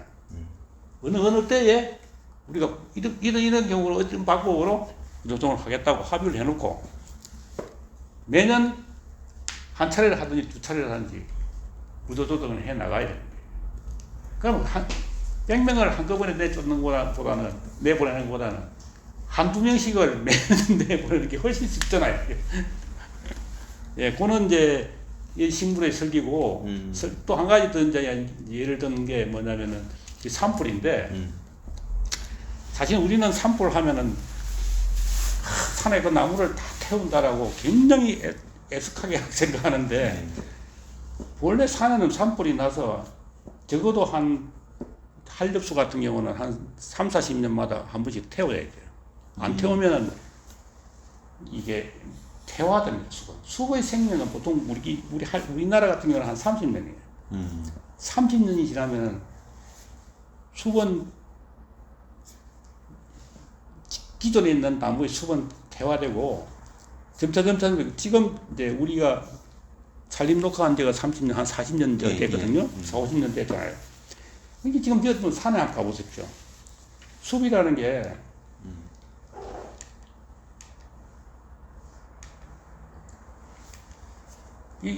이게 지금 우리나라의 등산로 보면 대부분이 깔려 있습니다. 이거는 뭐냐면 이미 숲의 생명이 거의 다 됐다고 봐요. 숲은 건강한 숲은 5층 이상 돼야 돼요. 5층이라는 뭐냐면 1층은 지표면에는 이끼 같은 그 이끼 위에 있는 풀이 있어야 되고 그 풀 위에 키가 작은 진달래 같은 관목이 있어요. 관목. 예. 그 위에 조금 키가 큰 서나무 같은 이제 교목이 있어야 됩니다. 이게 우리 보통 나무죠. 이제 교목하고 관목은 이제 밑에서 장가지가 많이 올라온 거하고 교목은 한 개가 쭉 올라와가지고 크는 우리 이제 일반의 나무죠. 교목이 있어야 되고 그 위에 침려수 같이 쭉 올라가는 나무가 이 5층 정도가 되어 있어야만 숲은 건강하다 그럽니다. 근데 이게 7층, 8층 되면 더 건강하죠. 아주 울창한 호주, 뉴질랜드의 이 숲 같은 경우는 한 7, 8층 정도 됩니다. 근데 지금 이건 거의 2층이에요, 2층. 이끼도 없어요. 풀하고, 그냥 나무하고, 참나무죠, 이게. 이런 생태계는 이미 파괴된 생태계예요. 그래서 사실 이런 숲은 산불이 나가 싹 태워버립니다. 태워 새롭게 해야 돼요. 그래서 다시 태우고 나면 거기에 이끼가 생기고 그 위에 또 풀이 나고 풀이 나오면 또 이제 산불이 나더라도 뿌리는 살아있거든요. 이 산불이 났다고 해서 그거다가 다른 나무를 심는 것은 굉장히 위험한 짓입니다. 생태계를 완전히 바꾸는 거예요. 그대로 둬야 돼요.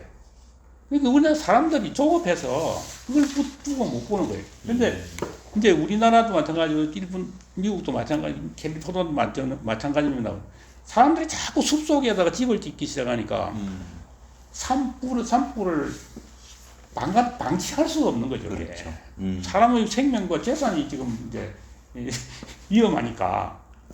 그러니까 그거는 이제 막 자꾸 이제 진화를 하고 산불이 안 나도록 하니까 산림은 자꾸 퇴화되는 거예요. 이게 전 세계적으로 산림이 다 퇴화되어 노화되어 있습니다. 근데 어느 단계에 가면은 굉장히 큰 재앙으로 오죠. 예. 근데 식물들은 왜 그럼 산불 나면 식물은 다 죽는데 이러잖아요. 식물 아까 이야기했던 식물은 뿌리는 안 죽어요. 보통 산불이 나면은 한렵수는 거의 그 몸체를 거의 다 태워버리죠. 근데 뿌리만 남아있죠. 근데 침엽수 같은 경우는 뿌리 위로 타고 올라갑니다. 꼭대기로. 그건 이제 간화형이라는데, 관자가 이제 머리관자. 예. 머리관자로 이제 여기 지금 캘리포니아 산불이 이제 이는지 그러면은 이 대가리만 타는데 이 불이 날 때에 엄청난 바람이 일어나는데 그걸 화염풍이라고 그러죠. 이 화염풍이 보통 한 3, 40km 날아가요. 이 뿔을 이용을 해서 꼭대기에 주로 매달려 있는 열매를 날려보냅니다. 얘네들. 왜냐하면 침려수들은 다 같은 저것끼리 모여 살거든요. 이 원래 북쪽이 자기 고향이기 때문에 추위 때문에 전애들끼리 모여 사는데 근데 요새가 열매가 잘못해서 자기 발치에 떨어지면은 자기 새끼하고 경쟁을 해야 되잖아. 그러니까 그걸 피하려고 일부러 뿔을 낸다고.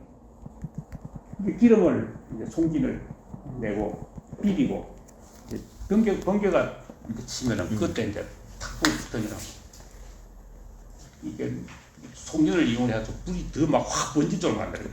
그러니까 위로 불길이 확 타고 지나가면은 주로 이 열매가 꼭대기에 물려요. 맺혀요. 그 꼭대기 확 날아가면 한 3, 40km씩 날아가고. 3, 40km. 예. 오. 그 날아가면은 거기 떨어질 때는 이게 불의 열기에 의해서 이 솔방울이잖아요. 솔방울처럼 돼 있잖아요. 이게 터진다고 이게. 땅바닥에 떨어질 때는 딱 이게 터지는 거예요. 오. 터지면 열매가 솔씨가 그것이 확 터지는 거예요. 완전 수류탄 터지듯이 수류탄 터지게. 터지죠. 오. 그럼 그 어떤 지역에 그놈들이 딱 뿌리를 내리기 시작하면은 자기 영토가 되는 거죠. 이거 이쪽에 보면은 산업 구조 조합입니다. 단순히 그 단풍 여름 겨울에 가지를 자르고 하는 그런 구조 조정이 아니라 이거는 완전히 이제 산업 자체를 바꾸는 거지. 이게 영토 자체를 바꿔보는 거예요. 근데 우리나라에서 이런 식으로 해서 구조 조정하는 기업들이 더 있거든요. 제일 대표적인 게 IMF 직전에 두산입니다. 두산. 요즘 사람들한테 두산이 옛날에 치킨 만들고 맥주 만들어 팔았다 하면 무슨 소리 하냐 그럴 겁니다. 옛날에는 식음료 회사였거든요, 이게. 근데 식음료 갖고는 도저히 뭐 경쟁력이 없다 생각하니까 어느 한 2, 3년 사이에 확 다 팔아치우고 중공업으로 바꿨잖아요. 일종의 그런 게 이런 식물이 이 침례수의 산불 전자가 상당히 많이 따라왔어요. 이제 SK 같은 경우도 그렇죠. SK는 본래 자기가 만든 회사가 별로 없습니다. 거의 M&A 해가지고 그야말로 막 처음에는 섬유했다가 그 다음 섬유 탁 때려쳐버리고 바로 또 석유화학 갔다가 석유화학 이제 확 줄어드니까 이제 그거 다 때려치고 그게 안 되니까 뒤로 밀어내고 정보통신 IT 하다가 IT도 또 신통치하니까 이제는 뭐 또 다른 뭐더라?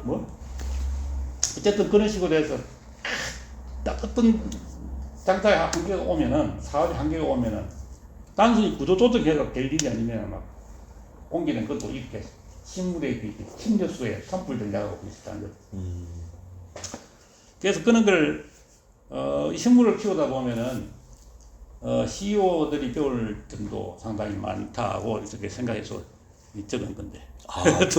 그래서 이제 한국 3대 재벌의 창업주는 모두 예사롭지 않은 식물 전문가이다 이렇게 적으셨어요. 그냥 벌써 그러니까 예를 들면은 이병철, 최정현 회장, 최종현 회장, 예. 또 구자경 회장, 예. 정주영 회장, 이 네 사람의 공통점이 뭐냐, 뭐 재벌이고 다 뭐 교보 회장님도 그렇죠. 교보 신용호 회장도 그렇다. 근데 이분들 공통점이 두 가지가 있습니다. 재벌인 거 빼고 다 식물 전문가예요. 그리고 전부 다 3대를 이어가는 재벌입니다. 이게 1대, 2대도 아니고 당대도 성공한 것도 아니고 차식되는 게 지금 손자 때까지 가는 거예요. 이게 아마 정손자 때고 또 갈 수 있는 충분히. 근데 그런 때는 사풍의 문제가 아니고 가풍의 문제가 있죠. 가풍의 뭔가가 있죠. 집안 자체가 집안에 예. 그렇지만 그 식물을 키우는 걸 갖다가 애들한테 가르쳐야 될 이유입니다. 영국에서는 어릴 때 원예를 가르쳐요. 텃밭에 데리고 가서 식물을 키우는 걸 가르치거든요. 그걸 덕이라고 떡. 정원에서 덕을 얻는다. 스포츠에서 용기를 얻고, 서재에서 지혜를 얻는다. 지용덕. 예. 그 3개의 세 개의 덕목이죠. 영국 귀족들의. 근데 이게 원예라는 게, 인품을 만들고 어떤 이게 성격을 형성하는 데는 아주 그 중요한 그 교육이 됩니다. 저는 그렇게 보죠. 이게 그 네 분, 다섯 분을 보면은 식물 좋아하는 유형도 딱 기업하고 딱 맞아 떨어집니다. 삼성의 그 아이템을 보세요. 사업도 자기자기 하더라고요.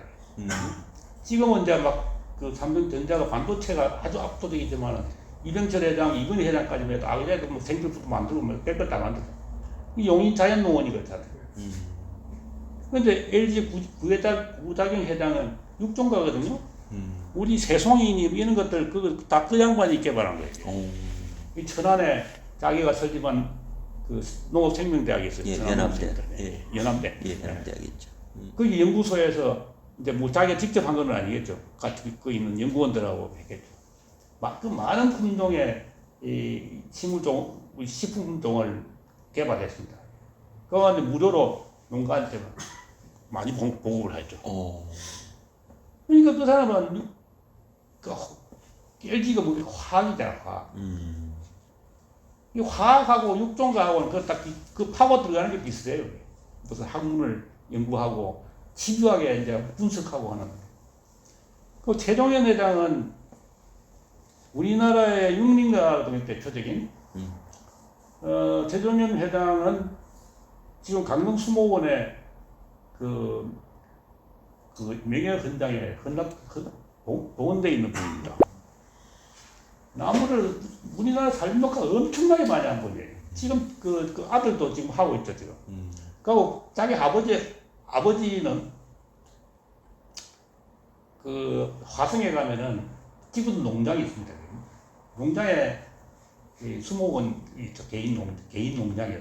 지금 본래 그 고향은 수원인데 그 수원에서 조금 떨어진 데 가면 언덕에 가면은 언덕바지에다가 아주 멋진 수목원이 있습니다.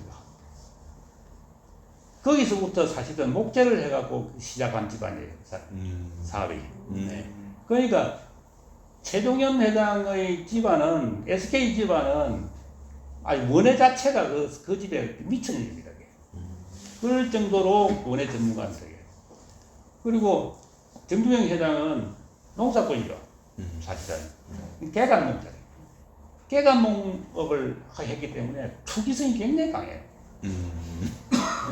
그래서 그 양반 사업하는 거 보면은 거기서 상상을 할 수 없는 일들을 벌려가지고 막 성공했다가 또 막 거의 확 망해가지고 막 다 분해돼 그랬지 지금. 이제 자동차는 그 아들이 이제 맡아가지고 지금 끌고 가고 있긴 한데. 이제 그런 그 있고 신용호 회장 교보 같은 경우에는 어릴 때부터 지금 그 아들 그 아들을 이제 무릎팍에 앉혀놓고 식물도감 펴놔놓고 시간만 있으면 식물에 대해서 가르쳤대 자기 아버지가. 지금 현재 그 아들이 그 신용호 회장 아들이 지금 현재 회장이 그 언젠가 TV에 한번 나와가지고 인터뷰를 하는데 자기 아버지를 해고를 하는데 그 교보의 1층 라비에 가보면은 어마어마한 우리나라의 최고 큰 실내 정원이 있죠. 예. 아까 여기 잠시 보여드렸는데 예, 그렇습니다. 그러니까 정말 큰 부자가 되고 싶으면은 우선 집에 있는 분식물부터 집에 있는 정원부터 관리하면서 자식들한테 은혜를 가르쳐주세요. 그래야 대를 잇는 부자가 될 수 있습니다. 당대에서 돈 벌다 확 가버리면 그건 도저히 더 비참합니다. 이따가 없으면 얼마나 비참한지 모릅니다. 사실 제가 그랬거든요.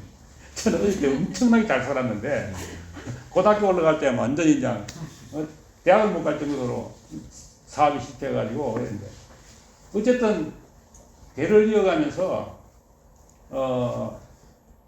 번창하려고 그러면은 기업을 나무 가꾸듯이 가꾸면 돼요. 그 지금 예를 들은 우리 재벌 그 사람들은 정주영 회장 빼고는 다 그렇게 했습니다. 정주영 회장은 가꾸듯이 안 했죠. 정말 부동산 투기하듯이 했죠, 모든 사업을. 그러니까 끝이 안 좋은 거예요.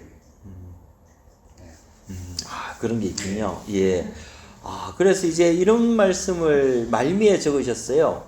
인간이 식물을 닮았으면 좋겠다. 어떤 면을 닮았으면 좋을까요? 식물은 이제 저기 내를 해치는 사람, 적도 포식자도 죽이잖아요. 그죠?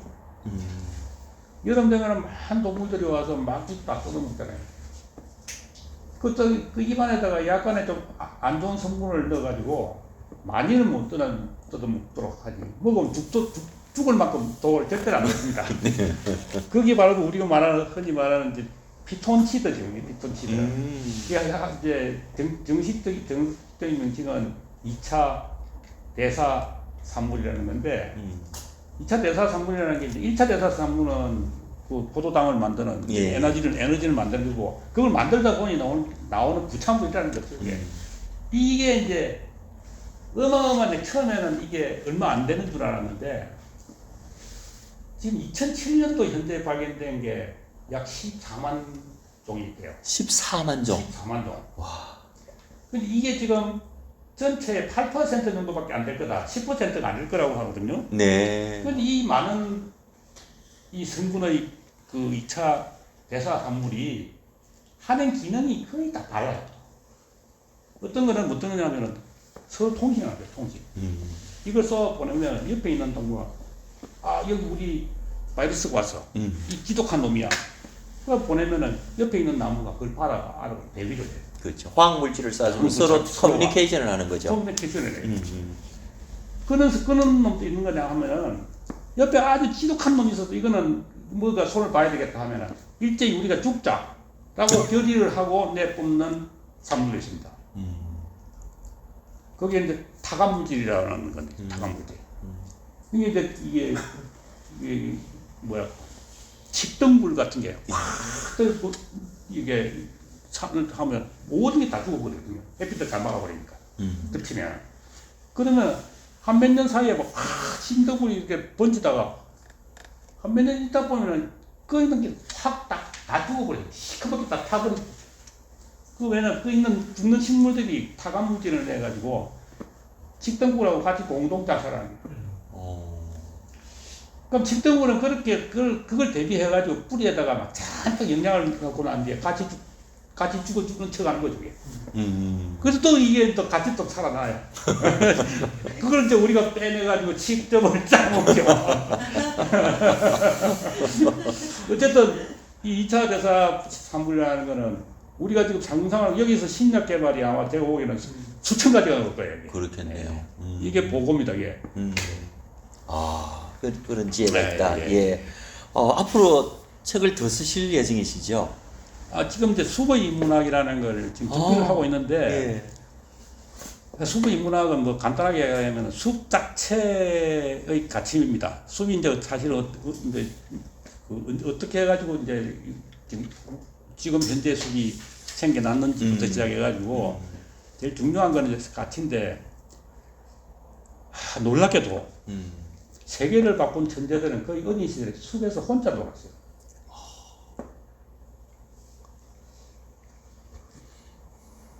레오나르도 다빈치, 다윈, 또 가우디, 또 제가 역사를 바꾼 위대한 천재를 한 20명 뽑아가지고 어린 시절을 찾아봤는데 한 15명이 그래요.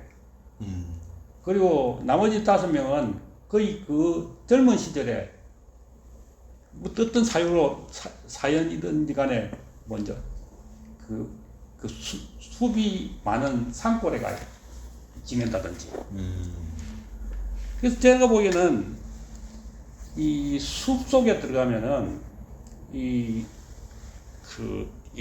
내재되어 있는 우리가 잠재되어 있는 능력이 상당히 스스로 발현되지 않느냐.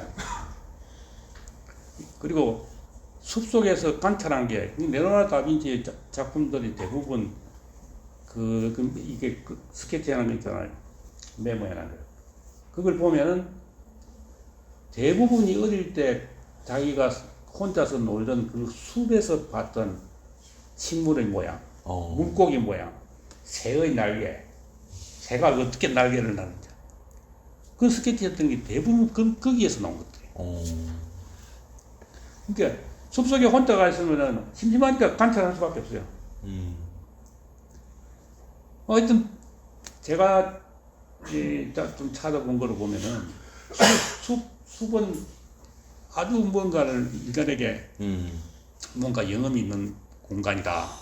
그래서 사실은 뭐 우리가 숲에서 나왔으니까. 나왔죠. 예, 나무 위에서. 예, 나무 위에 살다가 숲이 자꾸 줄어드는 데다가 지각 변동을 일어서 지구의 판 구조가 자꾸 이동하면서 동아시아 동아프리카 쪽에서 이제 이 큰 이제 지각 변동을 인해가지고 숲이 없어지고 이제 초원이 생기거든요. 풀이. 네? 사바나. 이게 사바나죠. 예. 그러니까 이제 그것서 내려왔잖아요. 숲에서. 숲에서 내려가고 그 숲에서 먹이를 찾으려니까 서야 되고 뛰어야 되고 그래야 이제 인간이 진화하는데 근본적으로 우리한테는 숲에 대한 동경, 숲에 그 잠재되어 있지 않느냐 싶은 생각. 근데 여러분들 경험하시면 모르지만 숲속에 들어가면 그냥 많이 편해져요. 막 볼 아플 때는 산에 가버리면 산에 가버리는 사람 많은 이유가 바로 그런 거죠. 그렇군요. 숲의 인문학 네. 기대하겠습니다. 곧 나오는 대로 저도 열심히 읽도록 하겠습니다. 제가 이 책의 결론으로 서평활 적은 내용 간단하게 읽어드리겠습니다. 큰 나무만 사는 숲은 세상에 없습니다. 식물은 경쟁하지만 다투지 않습니다. 타협하지 않고 상생하고 공존합니다. 인류가 새로운 5천년 문명사를 쓰려면 식물을 닮았으면 좋겠습니다. 예, 그래서 상생의 경제는 동물의 세계보다 식물의 세계에서 더 훌륭한 전략적 사례를 많이 가지고 있다고 저는 생각을 합니다.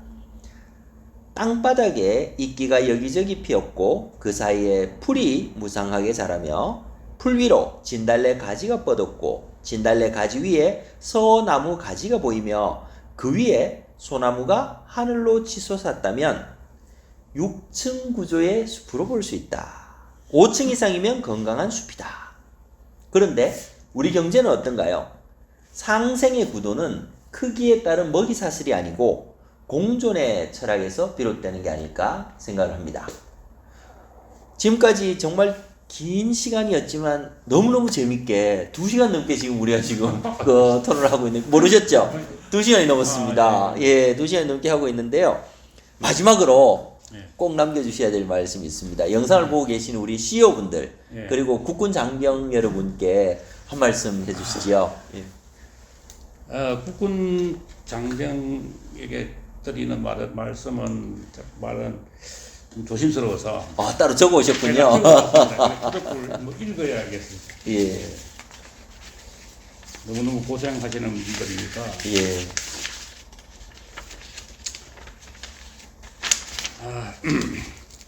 국군 장병 여러분, 이 방송을 보고 그동안 예사롭게 봐온 식물에게 관심을 갖게 되었는지요. 그렇다면 부대 주변을 둘러보세요. 곳곳에 식물이 있습니다. 하단에는 하초, 연병장 주변에는 크고 작은 나무들, 그리고 담벼락 아래에는 잡초들이 배고하죠. 관심은 관찰하는 데서 시작합니다. 풀과 나무는 아무 생각 없이 한자리에 뿌리 박고 마냥 서 있는 줄 알지만 그렇지 않습니다. 세상의 모든 식물은 비가 오나 눈이 오나 불철주야로 환경 변화를 살피고 불쑥불쑥 나타나는 이웃이 친구인지 적인지 구별하며 적절히 대응하면서 자신의 영토를 지키고 또 넓히고 있습니다. 스스로 움직이지 못하는 한계를 극복하기 위해서 식물이 선택한 생존 방식입니다. 여러분, 식물의 생존 방식이 여러분과 비슷하지 않나요? 마음대로 돌아다니지도 못하고 불철주야 보초를 쓰며 적을 경계해야 하고 국토를 지키는 장병 여러분의 병력과 제가 보기에는 꼭 닮았습니다. 고된 훈련에 힘들거나 고참의 질책에 마음을 상했거나 또 부모님과 친구들이 그립거나 할 때는 하초나 나무에게 다가가 말을 걸어보세요. 넌 지금 부모님이 그립지 않아? 넌 지금 괴롭히는 고참이 없냐? 넌 친구들과 훈련 오고 싶지 않냐? 아마 그 식물은 이렇게 답할 겁니다. 그래, 저 담 넘어 부모님이 있지만 갈 수 없어. 간혹 보고 싶긴 하지만 우리는 하루하루 우리 삶에 충실할 뿐이야. 그게 진정한 효도지. 우리에게도 너희 같은 고참과 쫄병이 있단다. 덩치 큰 나무와 작은 풀이 내 영토의 하늘과 땅을 침범해 괴롭히지만 어쩌겠어. 서로 공간을 나누어 더불어 살면 친구가 되어 떡볼 때도 많아요. 식물 세상은 본래 그래요. 장병 여러분, 외롭고 힘들고 괴로울 때 친구로 삼은 하초와 나무에게 다가가 마음을 나눠보세요. 쉽지 않다면 그냥 지켜보세요. 여러분의 마음이 풀잎처럼 싱그러워지고 나무처럼 단단해질 것입니다. 이게 숲 심리 치료 프로그램 중 하나입니다. 국군 장병 여러분, 식물과 친구해 보세요. 경청해 주셔서 감사합니다. 아유, 네, 멋집니다. 예. 일부러 이렇게 글을 적어 오셨네요. 제가 글 쓰는 데는 자신 있는데 말하는 데는 별로 자신이 없습니다. 그냥 신문 기자라서. 예. 방송 기자였으면 말을 잘했을 건데 어쨌든 사투리도 좀 있고 유창한 인터뷰를 하지 못해서 죄송합니다. 아이고, 맞습니다. 너무 진솔하고 진지하게 잘해주셔서 감사합니다. 우리 CEO분들에게도 한 말씀 해주셔야죠. 또 적어 오셨습니까? 아니, CEO분들에게는 지난번 아까번에 뭐 여러 가지 네. 말씀을 많이 드렸기 때문에 네. 뭐 긴 말씀, 길 이야기는 뭐 할 게 없습니다만은 다시 요약을 하면은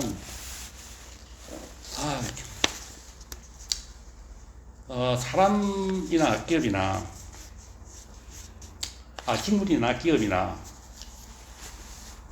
둘 다 뭐 생존해서 이겨내고 예. 성장하고 번영하려고 열심히 사는 일종의 뭐 생명체입니다. 기업도. 예.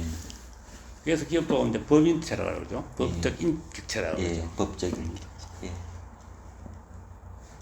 식물 제가 이미 말씀드렸듯이 식물은 철저히 구조조정을 하면서 때로는 그 바닥에서 더 이상 버틸 수 없으면 아예 다른 영토로 예. 옮겨갑니다.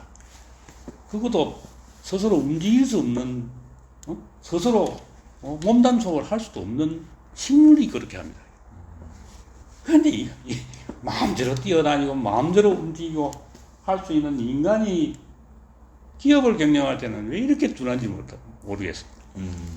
그래서 늘 주변의 환경 변화를 식물처럼 불철주야 없이 이제 체크를 하면서 그때 필요하면 그때 정기적으로 구조조정도 하고 또 미래의 변화를 예측하면서 대응할 수 있는 그런 훌륭한 기업이니 우리나라에도 많이 되기를 기원합니다.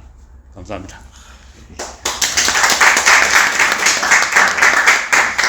어떠셨습니까? 너무 재밌죠? 인간의 삶과 식물의 삶, 그리고 동물의 삶, 여러 가지가 있습니다만은 숲이 인간에게 들려주는 이야기, 식물의 인문학을 통해서 식물로부터 삶의 지혜도 배우고 식물로부터 우리 경제와 경영의 지혜도 배웠습니다.